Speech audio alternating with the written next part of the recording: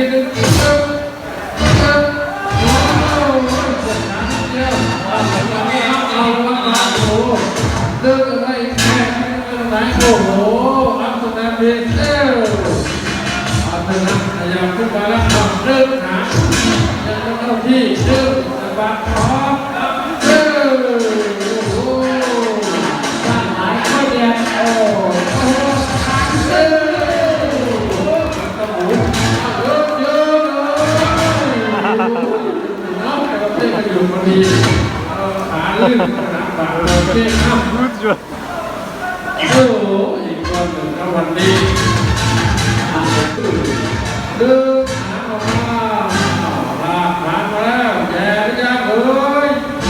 อย่าครับยังไม่พร้อมไม่ถนัดด้านไหนแย่ยืนเฉยไม่ถนัดแย่ยืนก็ไม่ต้องมาแย่ยืนก็ยังเฉยอีกโอ้แย่ยืนก็ยังเฉยแย่ยืน